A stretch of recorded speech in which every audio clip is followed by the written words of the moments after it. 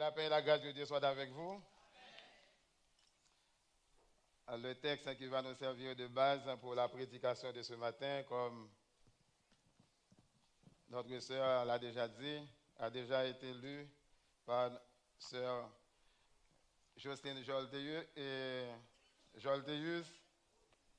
par notre sœur Roselyne Jolteus. Et c'est dans l'épître de Paul aux Éphésiens, le chapitre 1er, à partir du verset 3 jusqu'au verset 14.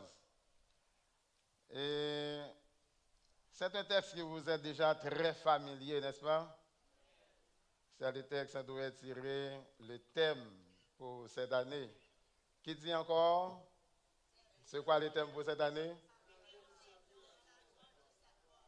Une année pour servir à la louange de sa gloire. Une année pour servir. La prédication de ce matin se veut une suite du sermon du 21 septembre dernier, au cours duquel nous avons considéré ce sujet, les critères pour servir à la louange et de la gloire de notre Dieu. Nous avons vu que,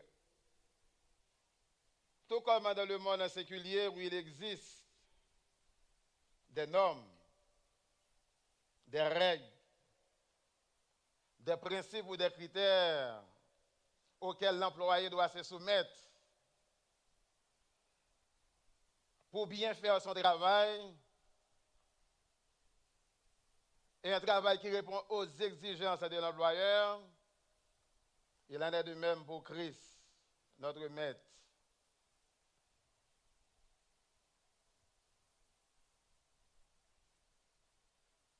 Notre Seigneur.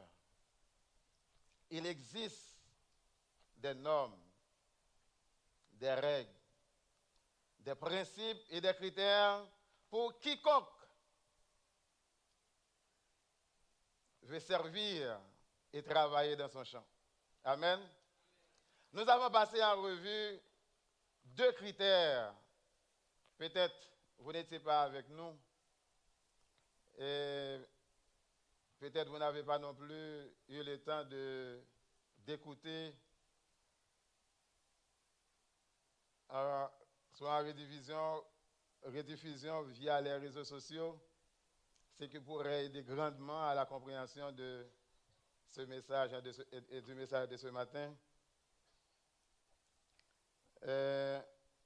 Mais vous pouvez toujours le faire parce que c'est toujours sur les toiles, c'est toujours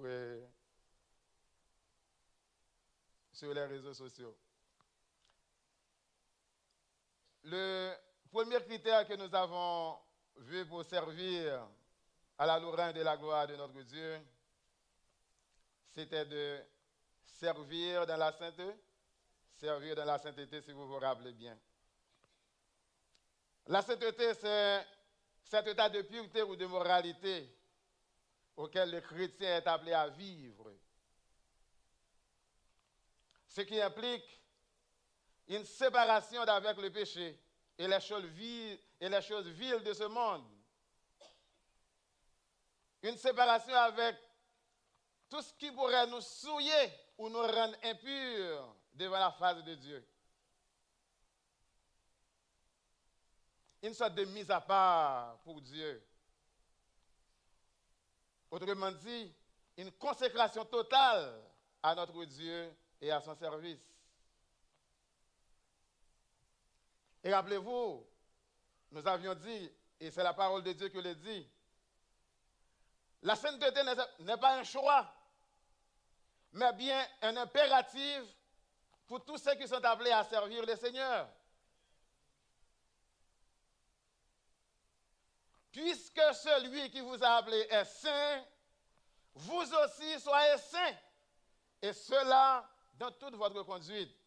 Selon qu'il a écrit, vous serez saints, car Moi, je suis saint, a dit le Seigneur Jésus. 1 Pierre 1er, versets 15 et 16.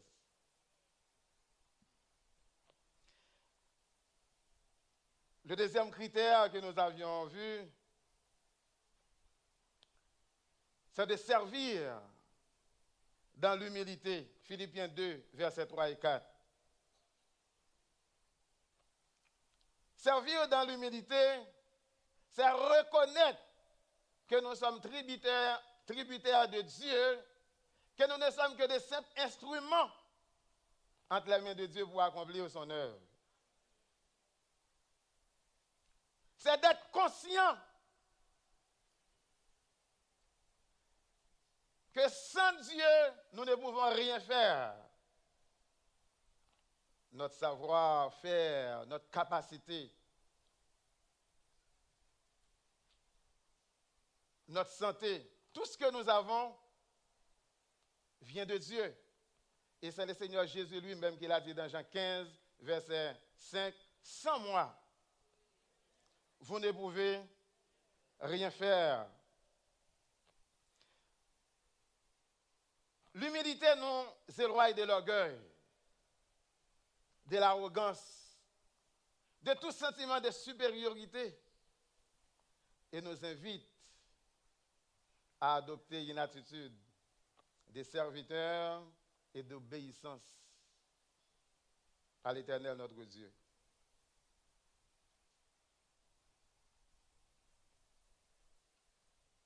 Ne faites rien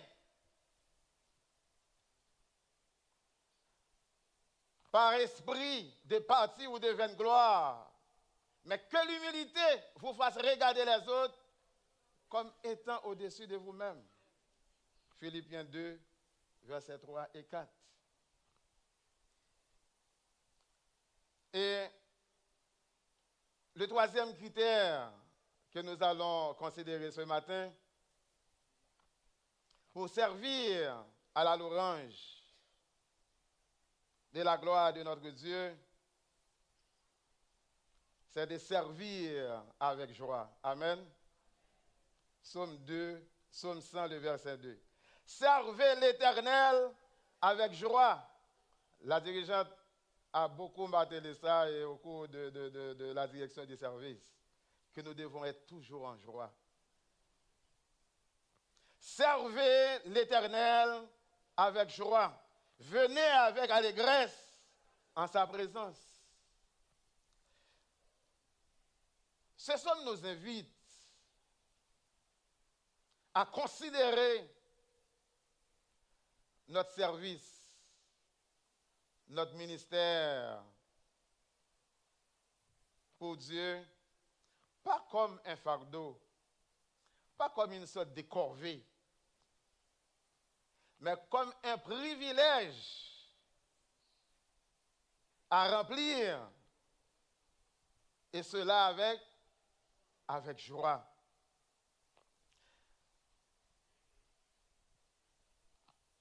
On ne va pas se le cacher. Dans les services, la joie n'est pas toujours au rendez-vous, n'est-ce pas? La joie n'est pas toujours au rendez-vous dans les services. Ceci étant dit, où est-ce que nous allons puiser cette joie? Parce qu'il faut servir avec joie. Les versets 3 et 4 de ce psaume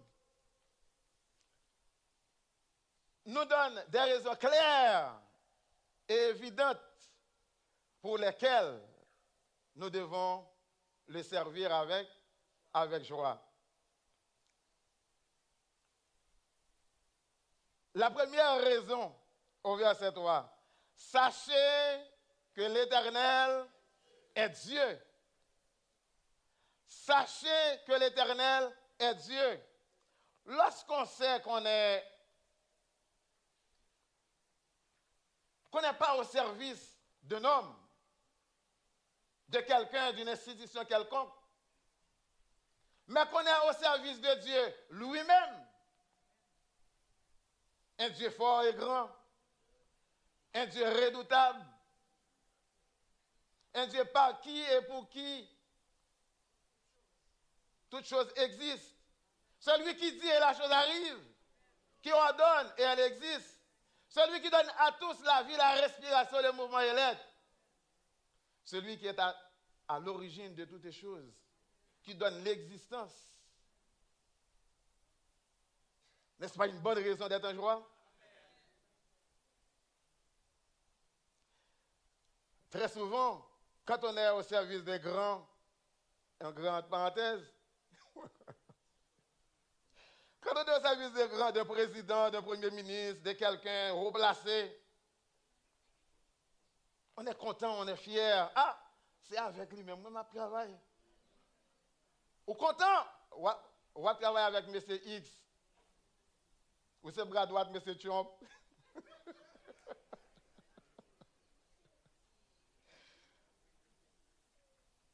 Vous êtes content, vous êtes au service des grands. À plus forte raison. Quand vous êtes au service de Dieu, le roi des rois, le seigneur des seigneurs, nous devrions être contents, n'est-ce pas? Nous devons les servir avec joie.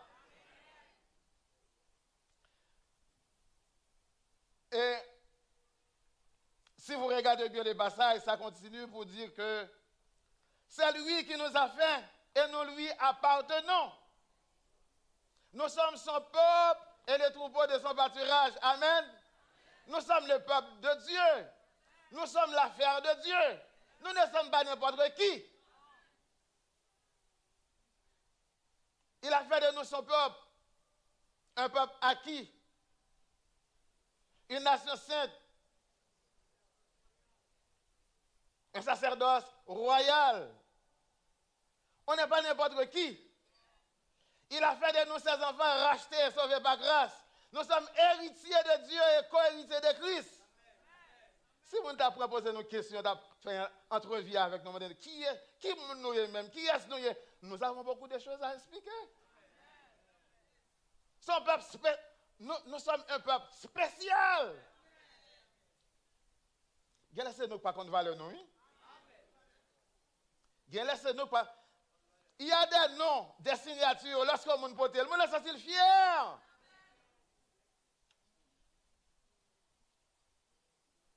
Le monde est fier. Lorsqu'on t'a connu visite au Bamako, n'importe quand on arrive, oui, vous comprenez? Content. Vous êtes le peuple de Dieu. Nous appartenons à lui. Nous sommes l'affaire de Dieu.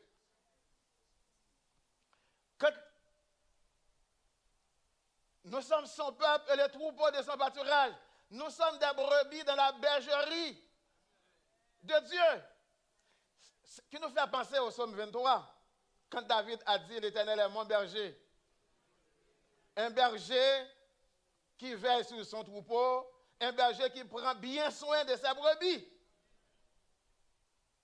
Vous vous rappelez quand le pasteur, dans son message la fois dernière, le berger se tient devant la porte, il s'occupe de la sécurité, de la protection de ses brebis dans la bergerie. Non seulement il leur donne de quoi manger, il prend soin de ses brebis, mais encore, il assure la protection de ses brebis. L'Éternel est mon berger, je ne manquerai de rien. Très souvent, qu'est-ce qui enlève notre joie dans le service? N'est-ce pas les problèmes, les difficultés et les soucis de la vie? Mais si l'Éternel est notre berger, de quoi avons-nous besoin encore? De rien. Pas de soucis. Pas de soucis. Parce que tout est sous contrôle. L'Éternel est mon berger, je ne manquerai de rien. Si vous regardez au verset 5, le verset 5 donne une autre raison. Il dit, car l'Éternel est bon.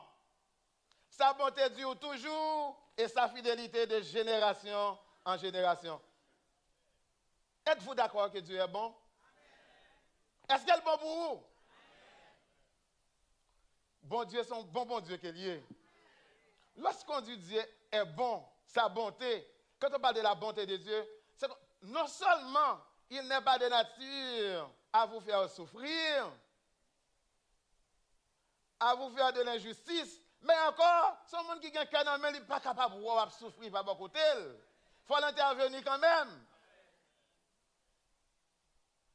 Bon Dieu est bon.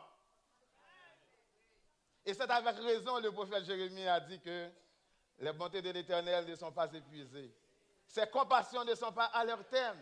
Elles se renouvellent chaque matin. Est-ce qu'on croit vraiment que bonté bon Dieu est renouvelée chaque matin pour vous? Eh bien, pour qui ça fait que nous marrer? Pour qui ça fait que nous besoin marrer? Son bon Dieu, et non seulement le bon, il est fidèle. Sa fidélité dure toujours.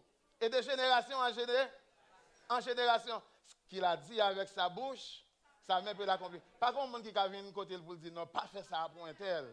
Comprends? Il est fidèle. S'il veut faire, l'a fait.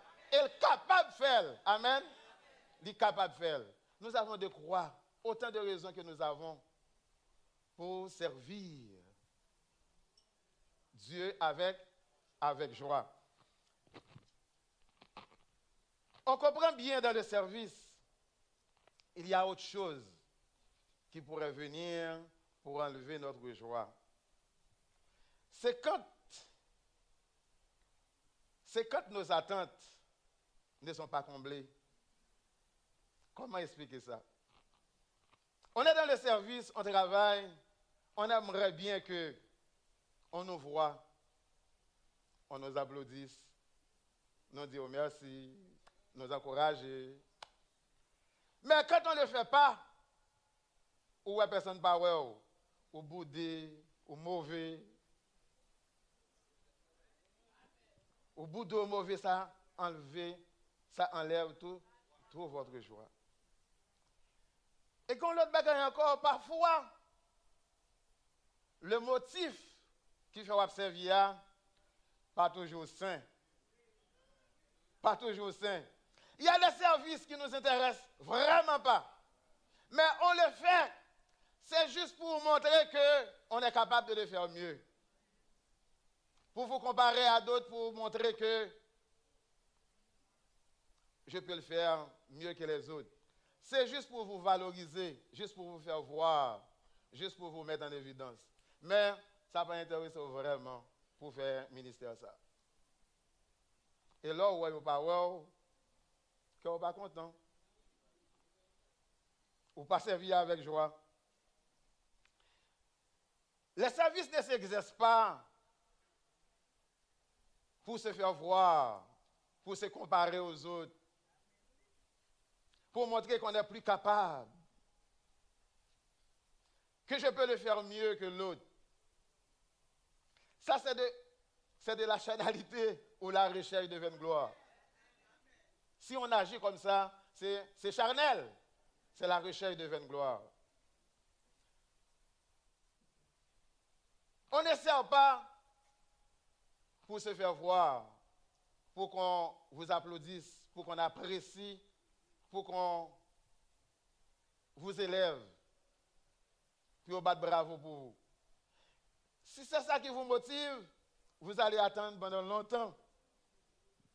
Vous allez attendre pendant longtemps.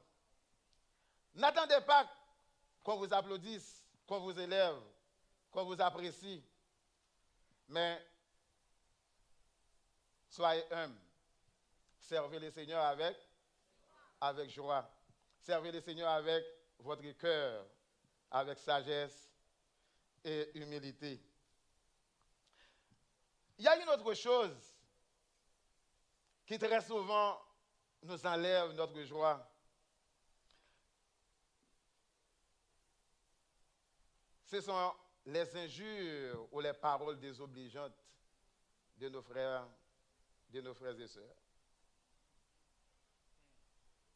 Les injures ou les paroles désobligeantes de quelqu'un. Il y a des ministères qui ne nous intéressent pas. On ne va pas le faire. Mais on est prêt à blâmer, à juger et même injurier l'autre qui est en train de le faire. Ne soyez pas surpris si je vous dis que nos agents du service de stationnement parfois se font injurier. Voilà même des services de protocole ou d'accueil.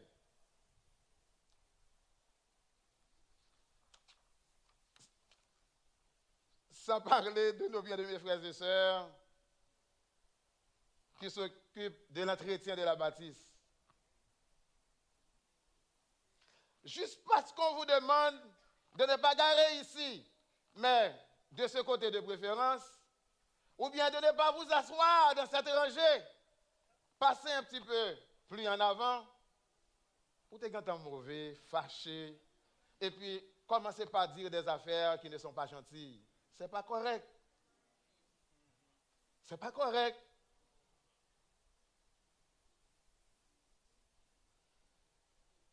Nos comportements, nos paroles, nos agissements donnent lieu à beaucoup de frustration, à beaucoup de mécontentement, de découragement,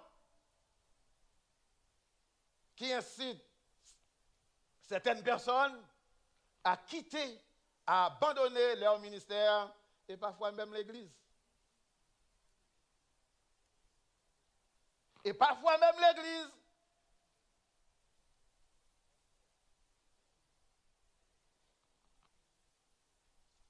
Mais à tous ceux qui sont déjà abandonnés, ou bien qui est sur le point de l'être, j'aimerais vous dire de ne pas laisser à quelqu'un vous retirer dans votre ministère, vous enlever dans votre ministère, soit par un geste, un comportement ou une parole désobligeante quelconque. Pourquoi? Parce que votre joie ne dépend pas de l'appréciation ou de l'applaudissement des autres, mais de l'amour que vous éprouvez à servir le Seigneur. Mais, est-ce que c'est pour le monde qui va travailler?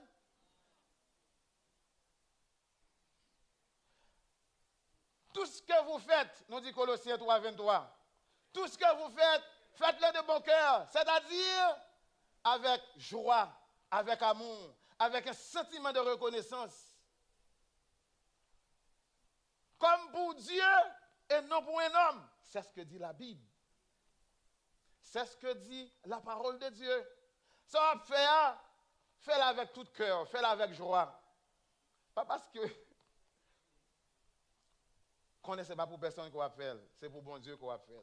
Même si on ne pas apprécier, même si on dit une parole qu'il n'a pas besoin, une parole qu'il ne doit pas répéter dans le figure du monde. Ou passer très rouille sur ça, ou avancer. Pour qui ça? Parce que ça m'a fait, m'a fait pour le monde, c'est pour mon Dieu qui m'a fait. Tout ce que vous faites, il pas dit telle ou telle chose, tout ce que vous faites, à l'intérieur même comme à l'extérieur de l'église.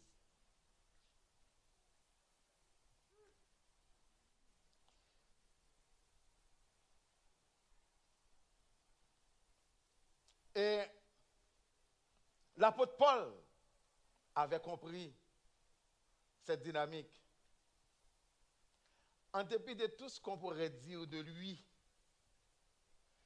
en dépit de toutes les tribulations qu'il a connues dans l'exercice de son ministère,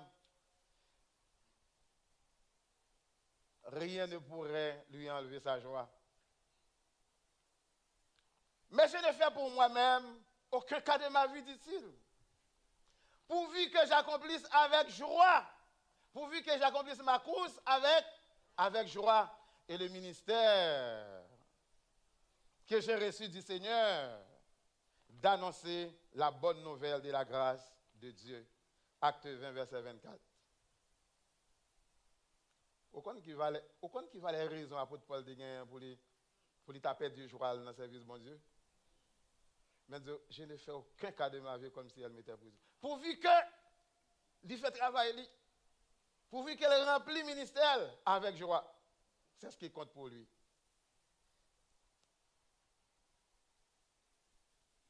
Le quatrième et le dernier critère que nous allons considérer pour servir à la louange et la gloire de notre Dieu, c'est de servir avec fidélité. Servir avec fidélité. 1 Corinthiens 4, versets 1 et 2. Ainsi qu'on nous regarde comme des serviteurs de Christ et des dispensateurs des mystères de Dieu. Du reste, ce qu'on demande des dispensateurs, des serviteurs de Dieu, c'est que chacun soit trouvé fidèle. Qu'est-ce qu'on demande des serviteurs? C'est que chacun soit trouvé fidèle. 1 Corinthiens 4, versets 1 et 2. Le mot grec qui traduit fidèle signifie loyal, sûr, digne de confiance. Même le mot hébreu aussi signifie stabilité, fiabilité, décrivant un caractère digne de confiance. Servir avec fidélité, c'est s'engager de manière fiable et constante dans le service de Dieu. C'est s'engager de manière fiable et constante dans le service de Dieu. Le fidèle, c'est celui qui est stable, qui n'est pas changeant, flottant ou inconstant, mais qui demeure ferme dans la foi en Jésus-Christ, notre divin Sauveur. Le serviteur fidèle, c'est celui qui fait son travail comme le maître lui a demandé de le faire. Mais qu'est-ce que vous en pensez? C'est pas ça? C'est celui qui fait son travail comme le maître lui a demandé de le faire. C'est-à-dire, selon les normes, les critères, les règles ou les principes établis par le maître. Mais c'est comme clair. Si vous faites autre chose, je ne pense pas que vous travaillez pour le maître. C'est comme dans le monde séculier. Rappelez-vous, nous l'avions dit la dernière fois. Dans le monde séculier, quand le travail n'est pas fait selon les normes, que fait le patron? Le patron vous demande de le défaire. C'est comme si vous n'avez rien fait, hein? De le défaire. De faire la corrective nécessaire, de recommencer pour le faire comme il faut, pour le faire selon les normes. La première fois, ça peut être une sorte d'erreur qu'il pourrait bien accepter. Mais si ça continue, si c'est à répétition, que va faire le patron? Il va avoir des réprimandes, il va avoir des sanctions jusqu'à la révocation. Jusqu'à la révocation. Pendant que vous travaillez pour le maître, vous n'avez pas fait les choses comme il faut selon les normes.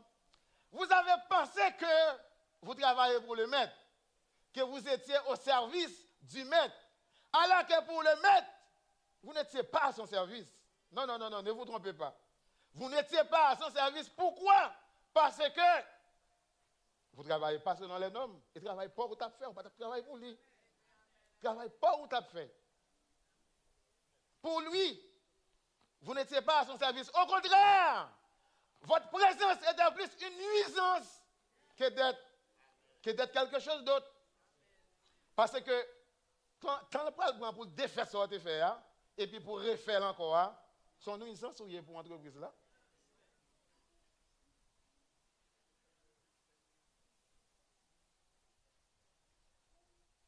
En nuisance. Et, voyez, si vous continuez à travailler comme bon vous semble, sans respecter les normes, il n'a pas le choix que de prendre des mesures. Frère, s'il veut faire comme ça, voyez-le aller. Voyez-le aller, parce qu'il ne va pas travailler pour vous finalement. Vous comprenez? Si vous continuez à travailler sans respecter les normes, il va quand même vous congédier, vous mettre à la porte. N'est-ce pas comme ça que ça se passe dans le monde séculier? Mais à l'église, le Seigneur ne va pas vous mettre dehors. Le Seigneur ne va pas vous mettre à la porte. Ne vous en faites pas. Il ne va pas retirer le ministère dans la main. Vous pouvez continuer à travailler comme vous voulez, sans respecter les normes. Mais un jour viendra. Un jour viendra. Au moment de la paix, peut-être. Au moment de la récompense. Vous verrez sans doute, si vous n'étiez pas plus un travailleur autonome dans l'église bon Dieu que d'être un ouvrier avec lui. Probablement vous étiez plus un travailleur autonome dans l'église bon Dieu que d'être un ouvrier. Parce que l'ouvrier devrait travailler selon les normes, selon les règles. Ecclésiaste 12, verset 1er. Jeune homme ou jeune fille, réjouis-toi dans ta jeunesse. Livre ton cœur à la joie pendant les jours de ta jeunesse. Marche dans les voies de ton cœur et selon les regards de tes yeux. Mais sache que pour tout cela, Dieu t'appellera.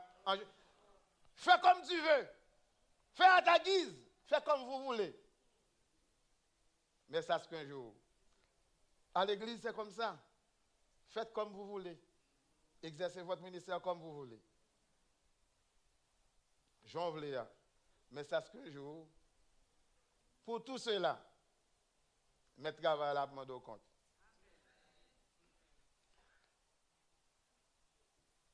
Le serviteur fidèle, non seulement il travaille selon les normes, selon les règles, les principes et les critères établis,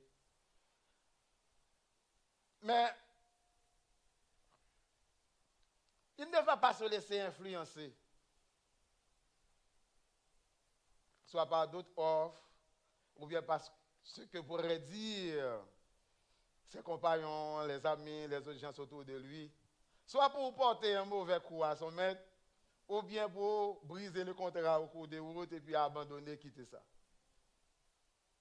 C'est pourquoi, malgré les circonstances autour de lui qui pourraient l'inviter à la désobéissance pour faire autrement que le maître le demande, il reste, il tient bon, il ne lâche pas, il reste fidèle et attaché à son maître. Vous savez dans quel monde que nous vivons? Un monde pourri, dépravé, pervers et corrompu. Un monde d'influence qui nous invite à tout prix et par tous les moyens à vivre dans l'infidélité, hors de la face de Dieu. Un monde qui veut nous vendre sa vaine gloire au prix de notre bonheur. Mais, peu importe ces stratégies pour nous faire tomber,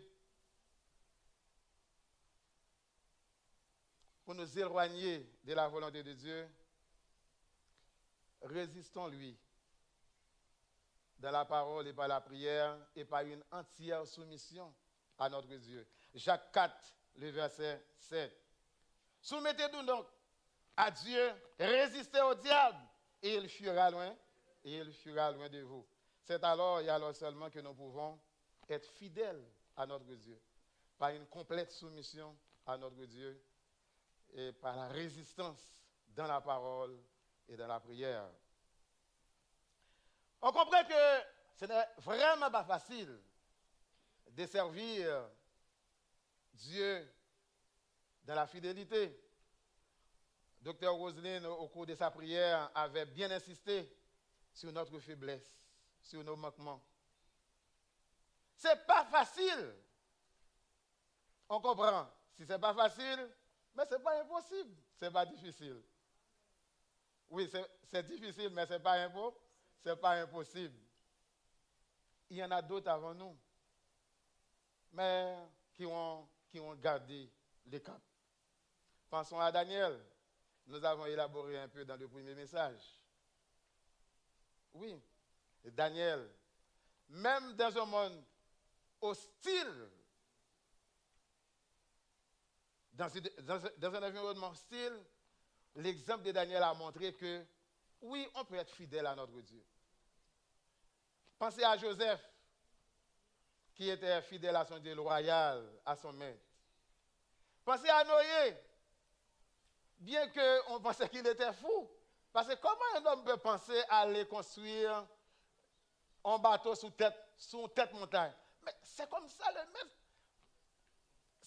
Regardez, c'est ça le maître qui demande de le faire. Il fait exactement ça, patron a demandé de le faire. Peu importe où dit que tête n'est pas là, ça c'est ça fait pas. Il fait exactement ça, le maître qui demande de le faire.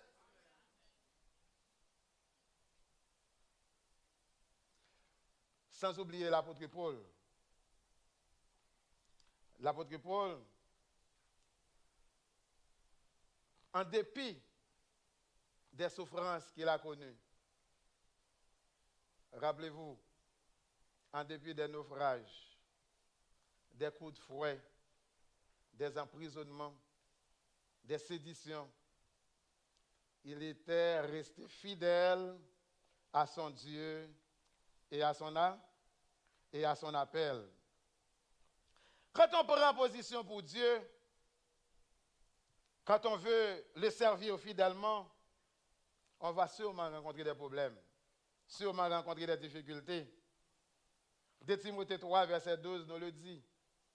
Or, tous ceux qui veulent vivre pieusement en Jésus-Christ, persécutés, c'est-à-dire tous ceux qui veulent vivre pieusement, c'est-à-dire tout le monde qui veut vivre fidèlement pour bon Dieu, il n'y a pas contre problème, il n'y a pas contre difficulté. Et le Seigneur Jésus d'ajouter, d'Apocalypse 2, le verset 10, ne crains pas ce que tu vas souffrir. Voici le diable jettera quelques-uns de vous en prison, afin que vous soyez éprouvés.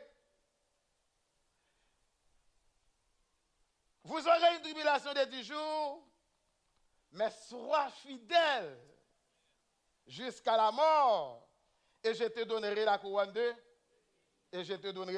vie. Amen. Sois fidèle jusqu'à la mort, et je te donnerai la couronne de vie. Ça, c'est comme le couronnement. C'est comme la finalité du service. C'est comme la paye. C'est comme la récompense. Où tu travailles dur, c'est vrai. Mais tiens bon, tiens ferme. Grand moment pour arriver. C'est comme, à la fin, je te donnerai la couronne de vie. La couronne de vie est réservée à ceux qui ont commencé et qui ont abandonné.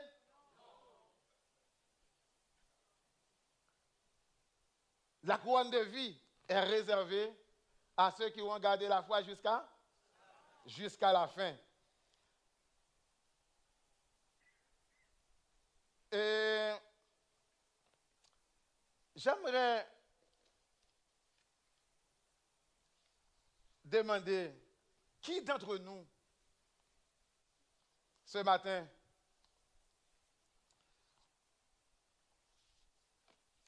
après avoir travaillé fort en plus, hein, après avoir travaillé, et quand vient le moment de la paye, le moment où il devrait être récompensé pour les services rendus, aurait aimé de retourner chez lui bredouille, sans paye, pas même un bon compliment, voire même humilié, injurié, se faire traiter de vaurien, de vagabond, comme quelqu'un qui n'était pas à son poste, comme quelqu'un qui ne faisait rien, qui n'était pas à son travail. Est-ce que comme monde qui t'a remis ça arrivé là? Vous êtes sûr? Personne ne l'aurait souhaité. Laissez-moi vous dire, malheureusement,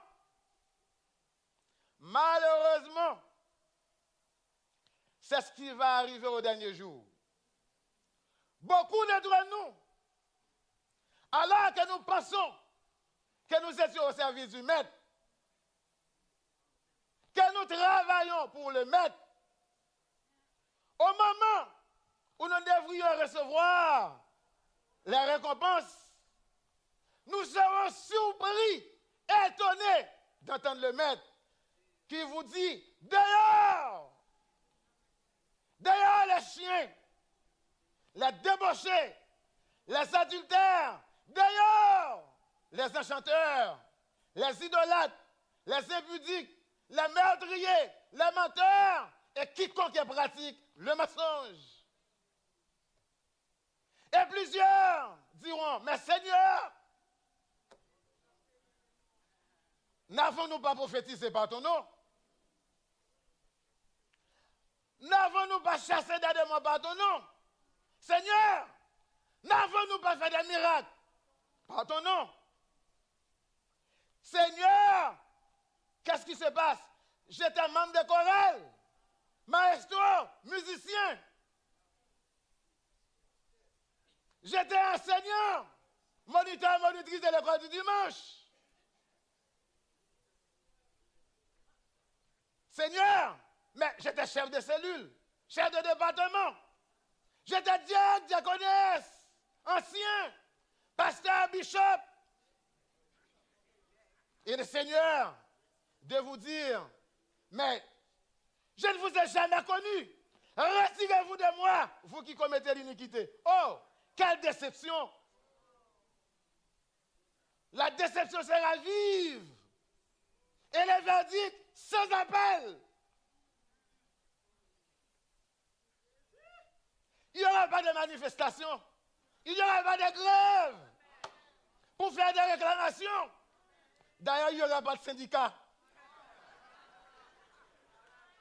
Il n'y aura pas de juge. L'Éternel sera le seul juge. Il y aura des pleurs et des grincements de dents. Ce ne sera pas facile.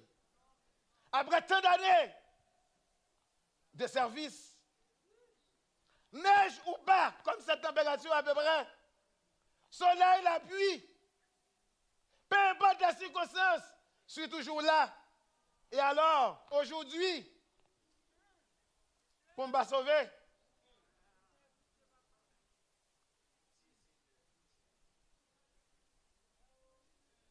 ce sera difficile. Alors, à quoi bon servir juste pour servir? À quoi bon servir et ne pas servir selon les règles, selon les critères? À quoi bon servir juste pour se faire voir que je suis capable, que je suis meilleur? À quoi bon servir?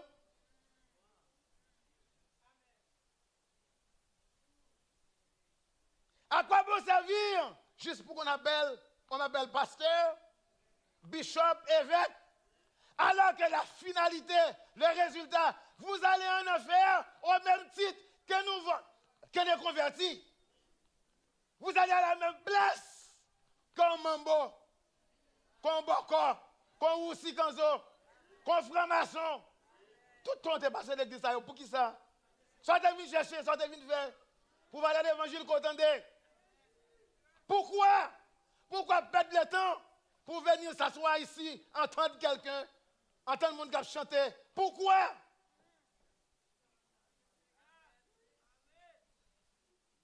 Apocalypse 21, verset 27 dit,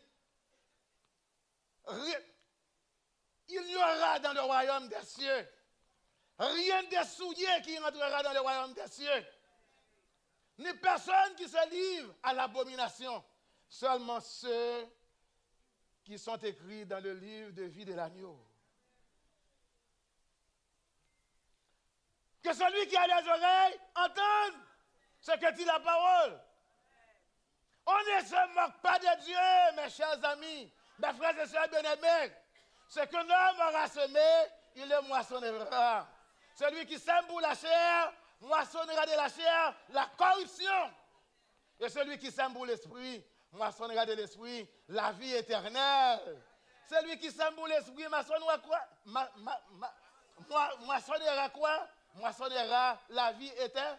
La vie éternelle. Oh, quelle joie! Quelle belle espérance de savoir, arriver au ciel, nous serons récompensés, honorés, couronnés pour nos services. Il est bon de savoir que même si, dans l'exercice de nos ministères, à l'église, on ne nous voit pas, mais Dieu nous voit. Et il n'est pas injuste pour oublier notre travail. Peu importe ce que l'on fait à l'église, peu importe notre travail, honorable ou non, visible ou non, sera mis en valeur devant le trône et nous serons récompensés, honorés, couronnés pour ce travail. Amen. Et c'est de la main de Jésus lui-même que nous recevrons nos couronnes, couronnes de joie, de vie, de justice ou de gloire. N'importe quelle couronne qu'elle va y avoir, par contre, qui va aller à quoi gagner. Mais c'est Jésus même qui l'a baillé, juste pour pas que parti pris, pour partir, ah, mais on va mériter ça, on va mériter ça, on va mériter ça.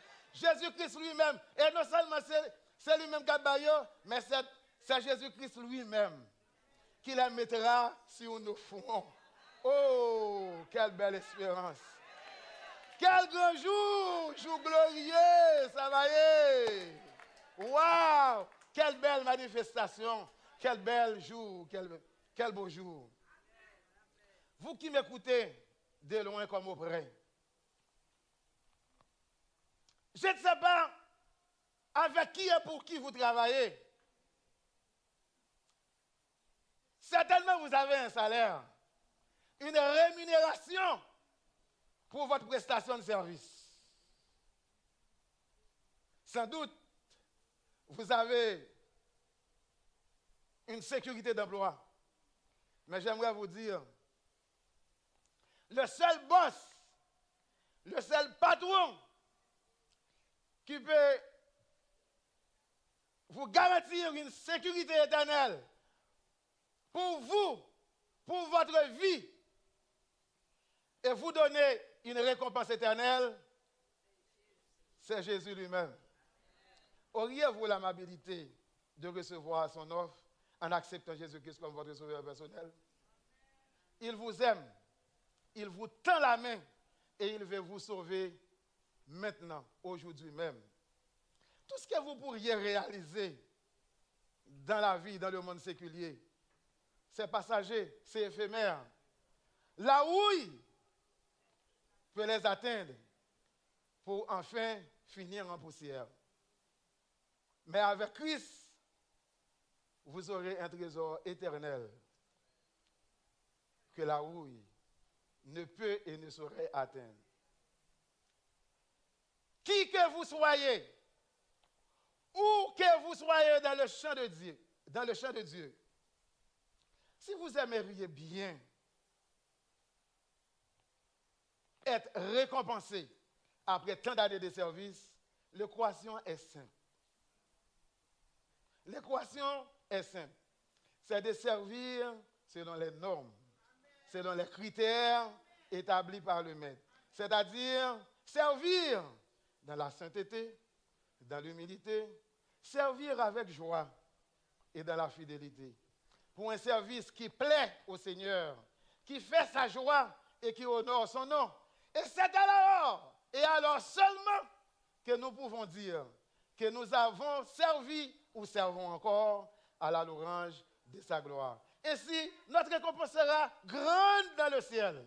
Et arrivé là-haut, c'est avec fierté que le Seigneur va vous dire, viens, bon et fidèle serviteur, rentre dans la joie de ton maître, dans la félicité éternelle qui a été préparée pour vous dès la fondation du monde. Qu'il en soit ainsi pour vous.